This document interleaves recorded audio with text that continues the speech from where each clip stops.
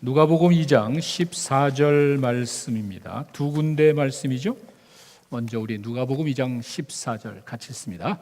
지극히 높은 곳에서는 하나님께 영광이요 땅에서는 하나님이 기뻐하신 사람들 중에 평무하로다 하니라.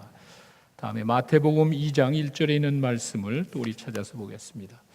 마태복음 2장 1절에서 3절까지 있는 말씀입니다. 같이 읽습니다. 헤롯 왕 때에 예수께서 유대 베들레헴에서 나심에 동방으로부터 박사들이 예루살렘에 이르러 말하되 유대인의 왕으로 나시니가 어디 계시냐? 우리가 동방에서 그의 별을 보고 그에게 경배하러 왔노라 하니 헤롯 왕과 온 예루살렘이 듣고 소동한지라. 기도하겠습니다. 아버지 하나님 감사합니다. 저희들을 이곳에 불러주셨습니다. 하나님의 사랑하는 자녀들 믿음으로 나왔습니다. 찬양 가운데 거하시는 아버지 하나님, 각 사람의 마음을 헤아리시는 줄로 믿습니다. 아픈 상처, 힘든 무거운 짐, 주님이 아십니다. 또 기도 가운데 하나님의 음성 듣고 하나님이 주시는 위로와 평안을 맛보는 귀한 시간 되게 하여 주시옵소서. 이 시간 하나님의 음성 듣기를 원합니다. 하나님의 영의 양식으로 채워주시옵소서. 이 시간 말씀을 통해서 하나님의 뜻을 깨닫고 기뻐하는 저희들 되게 하여 주시옵소서. 예수님의 이름으로 기도했습니다. 아멘. 어렸을 때 감상적으로 부르던 동요가 하나가 있습니다. 푸른 하늘 은하수, 하얀 쪽배엔, 개수나무 한 나무, 토끼 한 마리, 돛대도 아니 달고 삿대도 아니 달고 가기도 잘도 간다 서쪽 나라로. 여러분, 여기서 말하는 그 푸른 하늘 은하수, 여러분 뭔지 아십니까? 우리가 그냥 생각 없이 불렀는데 제가 한번 이 책을 찾아봤습니다. 영어로 갤럭시인데 이 은하수라는 것이 태양을 중심으로 한 별들의 집단, 뭐 우주에 별이 많은데 태양을 중심으로 한 그 별들의 집단을 은하계, 은하수라고 이제 부릅니다. 맑은 하늘에 가끔 누워서 별들을 세던 때가 있었죠. 별 하나, 별 둘, 별 셋, 별 넷. 여러분 정말 은하수에 별이 몇 개나 있을까요? 한번 생각해 보셨나요? 살다 보는데 무슨 뭐 별 볼 일이 있느냐고. 상상할 수 없는 숫자죠. 근데 제가 한 가지 놀라운 거는요, 그 은하계에 수많은 별들이 있는데 그 중에 하나가 에타 카리나라는 별이 있는데 이 별은 태양보다 500만 배가 더 뜨겁답니다. 태양보다 500만 배가 더 뜨거운 거예요. 모르니까 놀라지도 않잖아. 저도 무슨 말인지 모르겠어요. 태양보다 500만 배가 더 뜨거운 밝은 별이 있대요. 여기서 은하계까지 우리가 눈에 보이는 밤하늘에 멀리 보이는 은하계 별, 자그마한 별이 있죠. 은하계까지는 150광년이 걸린답니다. 150억 광년입니다. 150억 광년인데 광년이라는 것은 빛이 1년 동안 가는 거리죠. 근데 그 빛의 속도는 1초에 300만 킬로인가 달려갑니다. 1초에 300만 킬로를 달려서 150억 광년을 가야 은하계가 나온대요. 그걸 우리가 보고 있는 거예요. 뭐 실감이 안 나죠. 하여간 제가 최근에 호주 국립대학에서 나온 그 리포트를 봤는데 그 천문학자들에 의하면은 은하계입니다. 전체가 아니라 이 허블 망원경으로 볼 수 있는 우주의 그 은하계, 은하수에 있는 별들의 숫자가 얼마나 될까? 이 사람들이 조사를 했는데 7 곱하기 100의 22승이랍니다.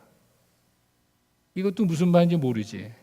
이거 나도 7 다음에 공을 22개를 붙인 게 이 숫자. 이것도 실감이 안 나죠. 이거는요, 세계 모든 해변가와 사막에 있는 모래알보다 10배나 더 많답니다. 조금 감이 잡혀요. 그죠? 전 세계에 흩어져 있는 해변과 사막의 모래알의 그 숫자보다 10배나 더 많은 이만한 별들이 하늘에 은하계에만 있습니다. 근데 실제로 셀 수는 없고 일부분을 허블 망원경으로 볼 수 있는 일부분을 대충 봐서 계산한 숫자가 이 정도입니다. 인간의 지혜와 능력을 초월하는 뭔가를 여러분이 보고 있는 거예요. 아무도 모릅니다. 다시, 내가 눈으로 바라보고 있는, 아니 내가 알지 못하는 실체를 여러분이 보고 있는 거예요. 누구도 설명을 못합니다. 우리는요, 이와 같이 내가 알지 못하는 영역에 또 다른 실체가 있다는 사실을 여러분 아셔야 돼요. 보고 있잖아요, 매일 밤에. 그게 뭔지 설명하는 사람은 없습니다. 왜? 인간의 지혜와 능력을 초월하는 그 영역에 이르기 때문에 아무도 모릅니다. 우주에는 이렇게 수많은 별들이 있는데 실제적으로는 무한대로 보는 게 맞다고 합니다. 셀 수 없는. 근데 단지 우리 눈에 보이는 그 은하수에 있는 별의 숫자가 저만큼이 됩니다. 그 천문학자들에 의하면은 태양이 약 60억 년 전에 생겼고 50억 년이 지나면은 태양이 사라진답니다. 사실 별이 많이 사라지고 있다고 합니다. 그런데 50억 년이 지나면은 태양이 사라지고 없어지고 그러면 지구는 멸망하는 거죠. 물론 예수님이 그 전에 오시겠지만, 하여간 왜 이렇게 갑자기 저 목사가 별들의 이야기를 하는지, 알지도 못하는 이야기를, 몇 가지 이유가 있습니다. 먼저는요, 예수님의 탄생 시에 별의 움직임이 있었습니다. 그런데 이 별의 움직임을 사람들이 얼마나 심각하게 보는지 모르겠는데, 동방의 박사들이 별의 움직임을 보고 예루살렘에 와서 이야기했을 때 사람들은 깜짝 놀랐습니다. 그 마태복음 2장 1절에서 3절에 나오죠. 이 사람들이 동방에서 왔는데 보통 사람들이 아니었습니다. 이 사람들이 그냥 지나가는 사람들이 아니라 그 당시 고대 천문학자들이었습니다.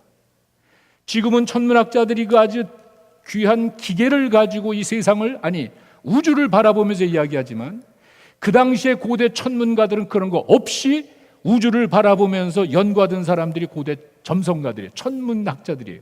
박사들이에요. 이 사람들이 와서 이야기를 합니다.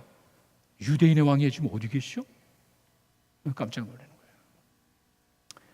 난리가 나가지고 이 사람들이 그냥 아니 유대인의 왕이 나한테 이게 도대체 무슨 말이야. 그런데 만약에 이 말을, 이 동방박사 고대 천문학자들의 이 말을 지금의 천문학자들이 들었으면 어떻게 반응을 보였을까?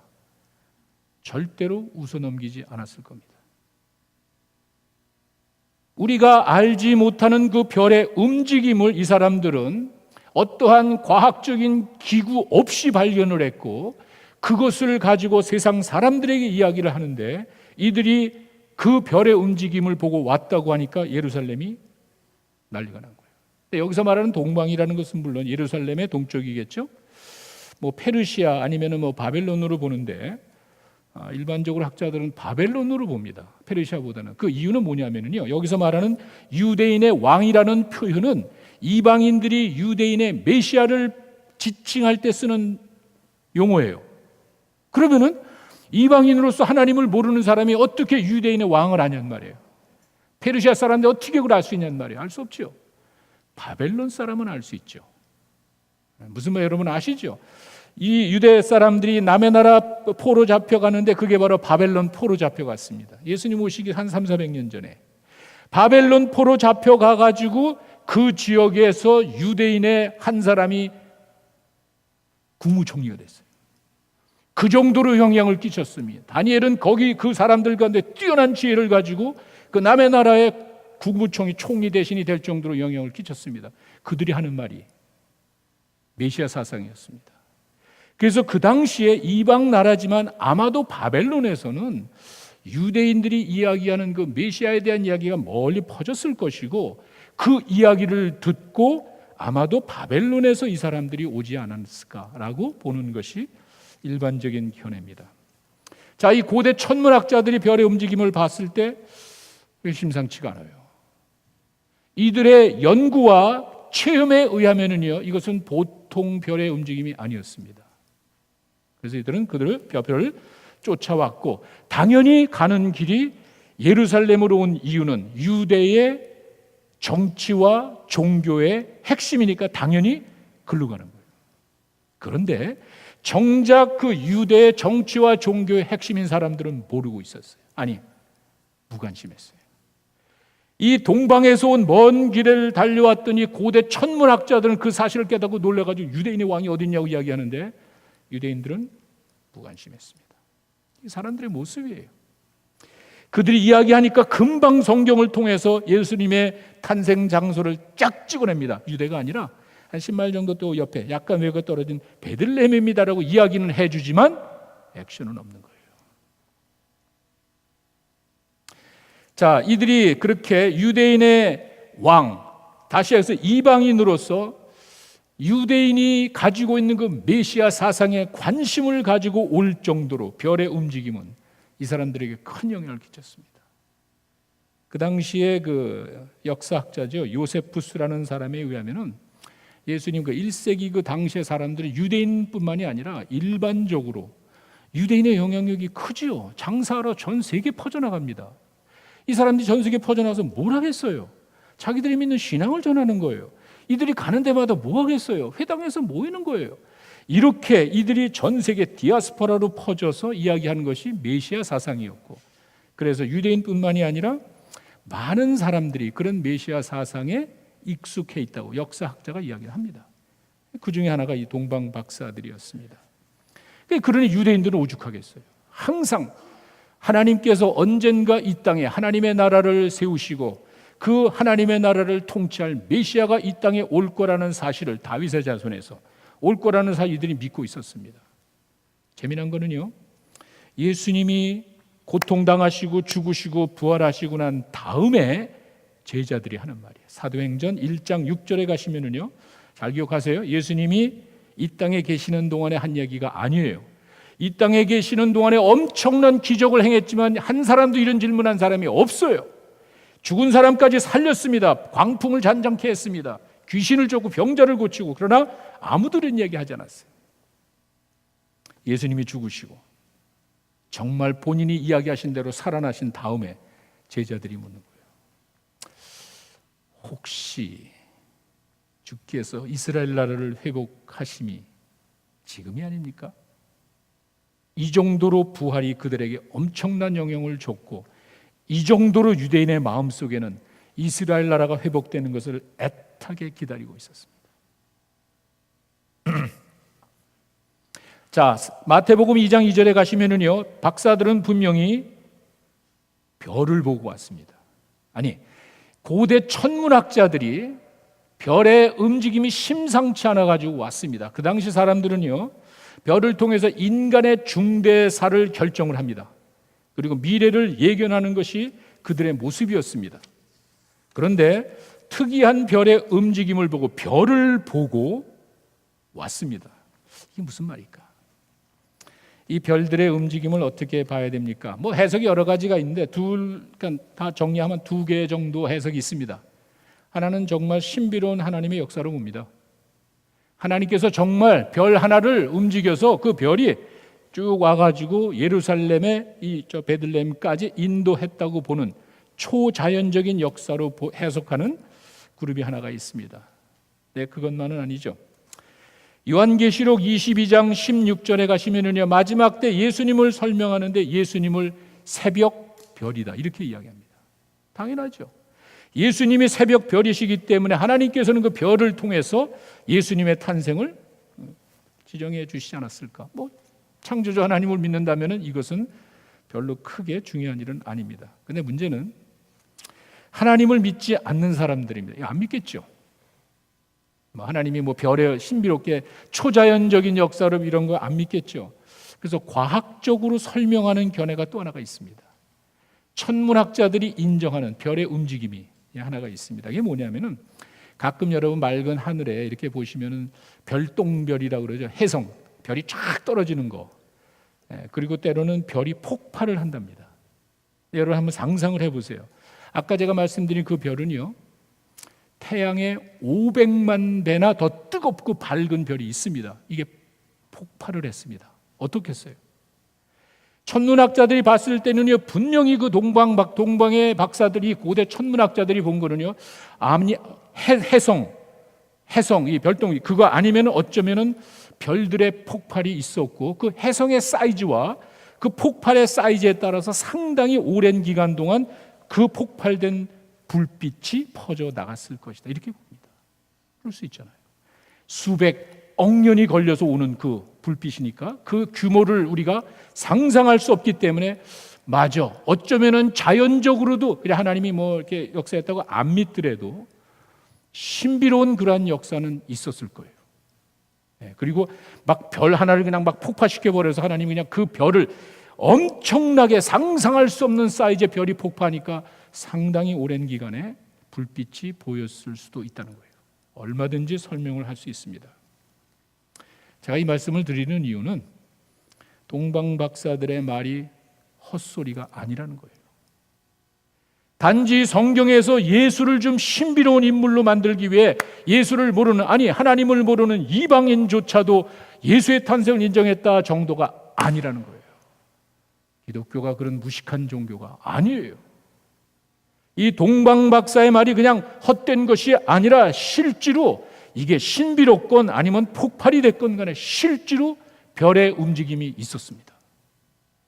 고대 첨성가들, 이 천문학자들은 그것을 바라보고 왔습니다.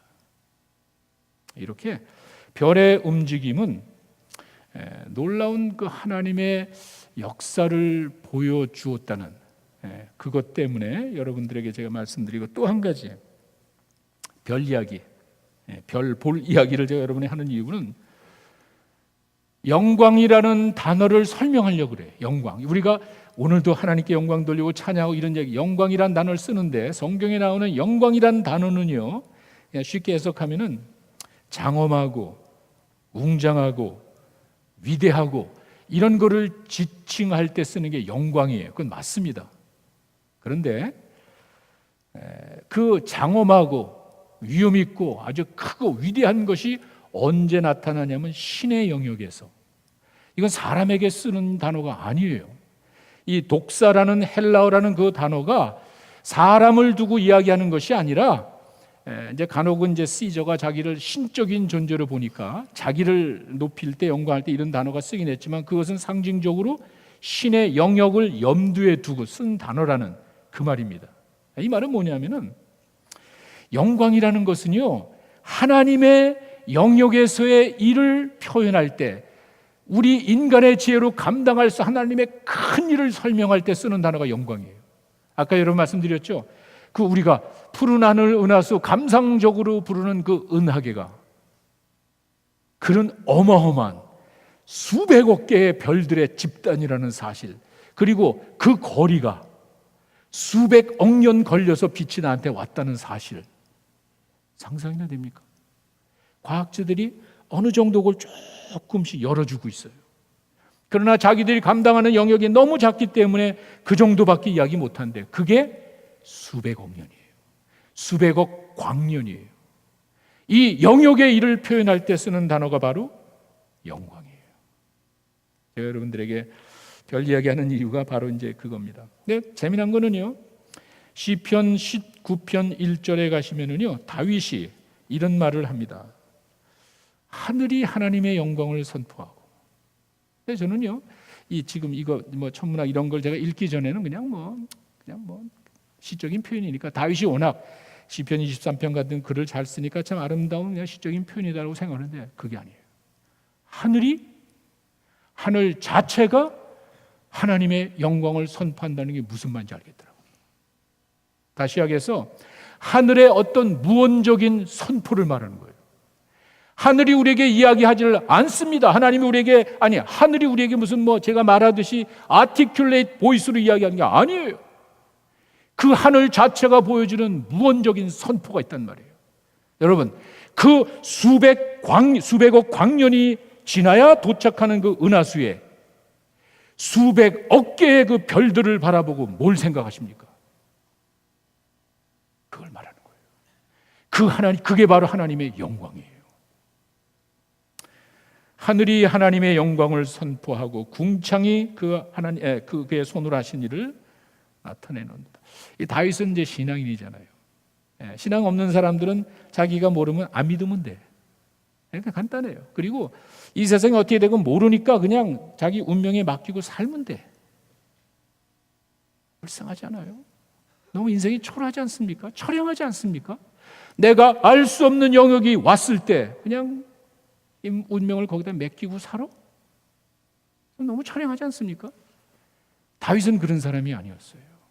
하나님을 믿는 신앙인으로서 어느 날 이제 목동으로서 양을 치다가 맑은 하늘에 탁 누워가지고 양들을 뭐 먹으라 그러고 하늘을 가만히 쳐다보니까 모르겠어. 푸른 하늘 은하수 노래 부르는지 하여간 그 하늘을 바라보면서 다윗이 한번 생각을 한 것 같아요. 저 수많은 별들이 어떻게 생겼지? 저 수많은 별들을 누가 만들었지? 이런 고민을 좀 한 것 같아. 지금 뭔가 시리어스하게 세상을 바라보는 사람은요 절대로 그냥 넘기지를 않는 거예요. 그리고는 결론이 하나님의 역사구나. 그러면서 저 하늘을 만드신 하나님의 영광을 선포하는구나. 정말 위대한 신앙 고백이라고 볼 수 있습니다. 그런데 시편 기자는 그 정도가 아니죠. 147편 4절에 가면은요 한 수 더 뜹니다. 하나님께서 별들의 숫자를 세고 그것들을 다 이름대로 부르시는도다. 여러분, 별 하나 별들, 별셋 별넷, 저 별은 너의 별, 이거는 내 별, 네 별, 하여간 수백억 개 카운트할 수 없는 그 별들을 어떻게 세냔 말이에요. 그리고 그 수많은 별들의 이름을 어떻게 지어주냔 말이에요. 그런 말이 아니죠. 하나 둘 셋 이게 아니죠. 그 수많은 별들을 만드신 분은 하나님이야, 그 말을 하는 거죠. 이 시적인 표현을 우리가 이해를 해야죠. 문자적으로 보는 게 아니죠. 하여간 이 말이 주는 의미는 이 세상 모든 것을 만드신 그분만이 별에 대해서 아는 거예요. 우리가 내 눈으로 보고 있지만 아무도 설명 못 하잖아요. 내가 지금 내 눈에 보고 있는 것조차도 알지 못하고 있잖아요. 인간이에요. 뭐가 나오겠어요? 거기서 뭘 의지하겠어요? 내 눈에 보이는 것조차도 설명하지 못하는 우리 인간이에요. 근데 시편 기자는 그렇지 않습니다. 하나님이 세상을 만드시고 그 위대하신 하나님이 여호와 우리 하나님이에요. 여러분의 하나님, 내가 상상할 수 없는 영역에서 엄청난 큰 역사를 이루시고 인도하시는 하나님이라는 사실을 여러분 믿으시기 바랍니다. 그렇게 살아야 되는 것 아니에요. 그렇지 않으면 너무 처량하죠. 인생은 그런 게 아니에요. 하나님이 우리 인간을 만드시고 그렇게 놔두는 게 아니에요. 얼마든지 찾을 수 있다고. 고대 근동 사회에서는요 별들은 신성을 가지고 있다고 봅니다. 별이 신비로운 자기 민족의 운명을 쥐고 있다고 믿고 있어요. 이 고대에서 그러니까 별을 숭배하는 거예요. 그 별을 움직이는 분이 있단 말이에요. 상상을 해보세요. 이 사람들은 눈으로 보지만 알지 못하는 겸손하고 솔직하죠. 내가 알지 못하는 그 큰 별의 움직임을 바라보면서 겸손하게 자기 민족의 운명이 그 별에게 걸렸다고 거기다가 숭배하며 사는 그 사람들 앞에 별을 움직이는 하나님이 계시단 말이에요. 하나님 그 별을 마음대로 움직인다는 거예요. 상상을 해보세요.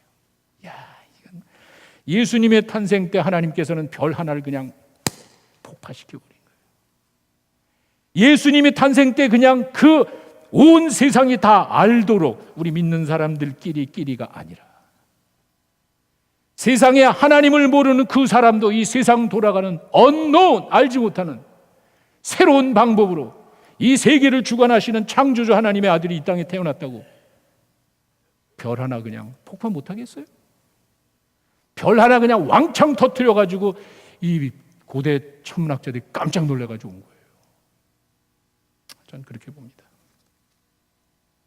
하나님의 영광은 하나님이 만드신 이 세계와 자연을 통해 그 저자의 작품이 배어 있듯이 이 세상을 만드신 하나님의 성품과 하나님의 신성이 이 가운데 살아 있는 줄로 믿습니다.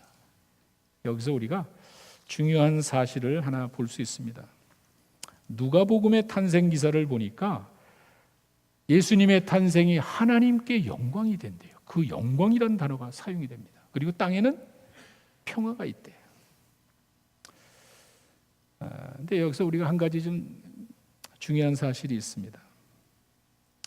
어떻게 예수님의 탄생이 하나님께 영광이 될까? 여기 지금 남아있는 아기가 초라한 평범한 아기 아니에요? 다시 하늘에 천사가 나타나고 천군 천사가 나타나서 이야기하는 건 좋은데, 그렇게 너희들이 이야기하고 천사가 없대 그거 안 믿어도 좋고 그건 좋은데, 내 눈앞에 보이는 그 아기는요 먹통이에요. 내 눈앞에 보이는 그 하나님이 난리치면서 영광이라고 하는 그 아기는요 동물들이 잠자는 쓰레기통 같은 먹통에 강포에 보재기에 헝겊에 뒤집어 싸서 놓여있는 초라하고 비참하고 평범한 아기예요. 영광이래. 내 눈앞에 외적으로 보이는 이 모습을 보면은요 상상할 수가 없죠. 그런데 그것이 하나님의 영광이래. 여러분, 여기서 우리가 예수님의 탄생 우리에게 주는 또 다른 성탄 이런 거 말 또 다른 중요한 사실을 봅니다. 이게 무슨 말이냐면요, 삶의 중요한 가치는 외적으로 평가해서는 안 되겠구나. 누구나 다 인정합니다. 다시, 삶의 중요한 가치는 외적으로 평가하는 게 아니에요. 돈 있다고 전부가 아니에요. 똑똑하다고 전부가 아니에요. 거짓말하고 욕하고 도둑질하고 그게 전부가 아니에요. 우리가 알고 있잖아요. 예수님이 이 땅에 오셨을 때는요 하나님의 영광이 감추어져 있어요. 모든 사람이 깜짝 놀라게 시저가 나타났을 때, 시저의 그 황태자가 아들이 태어났을 때, 황태자가 태어났다가 나팔 불고 그냥 우리 왕의 아들 난리치면 다 믿지. 왜? 안 하면 큰일 나니까. 그게 믿음이에요? 한번 생각해 보세요. 하나님의 아들이 그 천군 천사가 이렇게 나타났을 때 온 천지가 막 뒤집어지면서 그냥 하나님의 아들이 별이 막 창조주니까 막 뒤죽박죽을 했는 다음에 그냥 세상이 깜짝 놀라게 뒤집어지게 나타나면 어떻게? 다 믿어야지. 다 엎드려야지. 믿음이 아니잖아요. 예수님은 그렇게 오신 게 아니에요. 삶의 중요한 가치는 외적으로 평가해서는 안 되구나. 세상적인 가치 기준으로 하나님의 것을 평가해서는 안 되겠구나. 이게 참 귀한 진리인 것 같아요. 우리가 이 땅을 살아가면서 그런 마음이 있어야 될 것 같아요. 감추어진 보배로운 존재라는, 예수님이 이 땅에 오실 때 감추어진 보배로운 존재로 오셨다는 사실을 우리는 정말 심각하게 받아야 될 것 같아요. 말씀을 통해서 예언된 그 하나님을 믿는 이 동방 박사들이 그 중에 하나였는데, 이방인으로서 자기들이 주워들은 그 지식에 근거하고 내 눈앞에 보이는 부인할 수 없는 현상이 나타났을 때 순종하며 오잖아요. 예수님의 탄생이 하나님께 영광이 되는 이유는 이제 하나님의 엄청난 역사가 이 아기 예수를 통해서 시작이 된단 말이에요. 근데 지금은 초라하게 먹통에, 말구유 먹통에 보재기에 쌓여 있어. 이것이 하나님의 영광이란 말이에요. 이거는 보여줘야 될 거야. 이건 확실하게 알려줘야 될 거야. 천사가 나타나서, 이야, 이 땅이 정말 하나님의 영광이 되고 사람들에게 평화가 이어졌어. 하나님의 영원하신 그 신성이, 인간을 구속해서 구원받은 그 구속 사역을 통하여 구원받은 수많은 영혼들이 하나님께 영광을 돌리는 것을 이렇게 표현하는 거예요. 우리가 지난주에 그 라티문 선교를 했지만, 내가 알지 뭐 그 좁은 식견의 그 안방형 기도와 안방형 신앙을 좀 벗어나서 우리 하나님이 세상을 만드셨다면 그 세상을 바라보는 그 하나님의 심정에 올인해가지고 하나님이 바라보시는 그곳에 나도 좀 찾아가고, 하나님이 우리에게 주신 그 비전과 사명을 따라서 알지 못하는 세계, 우리가 알지 못하는 엄청난 그 사람들이 다 하나님 앞에 나와서 하나님께 경배하는 상상을 해보세요. 구속사역을 통해 수많은 사람들이 하나님께 영광 돌리는 그 모습을 상상을 해보세요. 사도 바울은 골로새서 2장 9절에 이렇게 이야기합니다. 예수입니다. 그 안에 신성의 모든 충만이 육체로 거했다. 참, 사도 바울 위대한 분이에요. 그 예수님을 표현할 때 신성의 하나님의 모든 것이 예수님의 육체 가운데 임해요. 영광이에요. 영광. 사람이 상상할 수 없는 영역의 일들을 생각하고 이루시는 그게 영광이에요. 그 말이에요. 요한도 마찬가지죠. 요한복음 1장 14절에 말씀이 육신이 되어 우리 가운데 거하심에 우리가 그의 영광을 보니. 이게 요한복음의 탄생 기사예요. 요한복음은 다른 공간 복음서 이후에 한 4, 50년 있다가 기록됐다 그랬죠. 이게 탄생 기사예요. 하나님은 말씀이셨고 그 말씀이 육신이 돼서 이 땅에 오신 분이 예수님이야. 예수님을 이렇게 이야기하는 거예요. 그러니 당연히 창조주, 그로 말미암아 다 세상이 창조돼. 그 창조주 하나님을 이 땅에서 예수님을 통해서 보게 되니까 영광이 되잖아요. 하나님을 만난 사람들의 고백입니다. 그런데 지금은 초라해. 보잘것없어. 아니, 평범해.